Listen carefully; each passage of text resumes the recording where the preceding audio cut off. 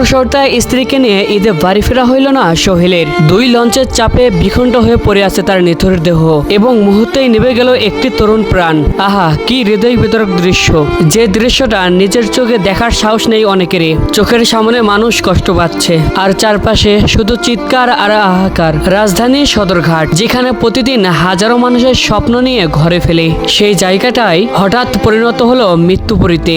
বুধবার 18 মার্চ বিকেল 5:30টার সময় ঈদের আগেই ঘরে ফেরার ব্যস্ততা, মানুষের উপচে পড়া ভিড়। ঠিক সেই সময় আসা যাওয়া লঞ্চ 5 নামে লঞ্চে উঠেছিলেন যাত্রীরা এবং সেই লঞ্চে উঠেছিলেন সোহেল, 22 বছরের এক তকবকে তরুণ। পাশেই তার অন্তঃসত্ত্বা স্ত্রী রেশমা আক্তার রিমা। তাদের চোখে ছিল স্বপ্ন, এই ঈদে পরিবারকে নিয়ে হাসি ঠাট্টায় দিন কাটবে। কিন্তু কে জানতো সেই যাত্রায় হয়ে উঠবে জীবনের শেষ যাত্রা। হঠাৎ করে পিছন থেকে ছুটে আসে আরেকটি লঞ্চ, জাকির সম্রাট 3। একটি বিকট শব্দ, একটি প্রচন্ড ধাক্কা, আর মুহূর্তের মধ্যে সবকিছু তছনছ। দুই লঞ্চের মাঝখানে পড়ে যান সোহেল। মানুষের চোখের সামনেই বিখণ্ড হয়ে যায় তিনি। পানিতে ভেসে যায় পন্টনের অংশ।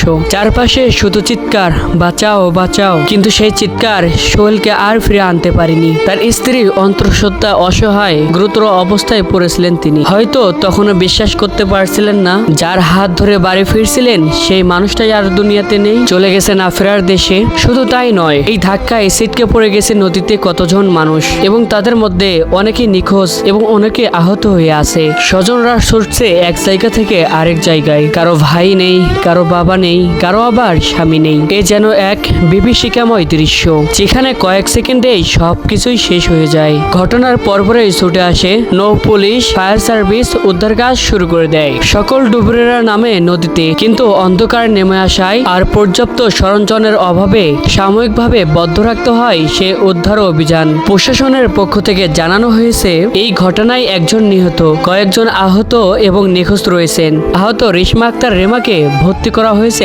হাসপাতালে। এছাড়া ঘটনার প্রকৃত কারণ জানতে ভিডিও ফুটেজ বিশ্লেষণ করা হবে এবং যদি কারো অবহেলা প্রমাণিত হয় তাদের বিরুদ্ধে নেওয়া হবে আইনগত ব্যবস্থা। কিন্তু প্রশ্ন একটাই, এই প্রাণটা কি আর ফিরে আসবে? ঈদের আনন্দে বাড়ি ফেরার পথে এক নিষ্ঠুর পরিণতি, এটা কেউ কল্পনাও করতে পারেনি। যে মানুষটা কিছুক্ষণ আগে ভবিষ্যতের স্বপ্ন দেখছিল সে এখন নিথর হয়ে পড়ে আছে। আর যে সন্তান পৃথিবীর আলোয় দেখেনি সে জন্মের আগেই হারিয়ে ফেললো তার বাবাকে। এই শহর, এই ব্যস্ততা কখনো কখনো কতটা নির্মম হয়ে ওঠে। আজ সোহেল নেই, কিন্তু রেখে গেছে হাজারো প্রশ্ন, অশ্রু আর দীর্ঘশ্বাস। আল্লাহর কাছে শুধু একটাই প্রার্থনা, হে আল্লাহ, সোহেলকে জান্নাতুল ফিরদাউস দান করুন, তার অন্তঃসত্ত্বা স্ত্রীকে সুস্থতা দিন। আর ভিডিওটা ভালো লাগলে লাইক, কমেন্ট, শেয়ার করবেন যাতে অন্যরা দেখতে পারে। আর এই ভিডিওর বাকি অংশ পেতে আমাদের পেজকে ফলো করুন। ধন্যবাদ।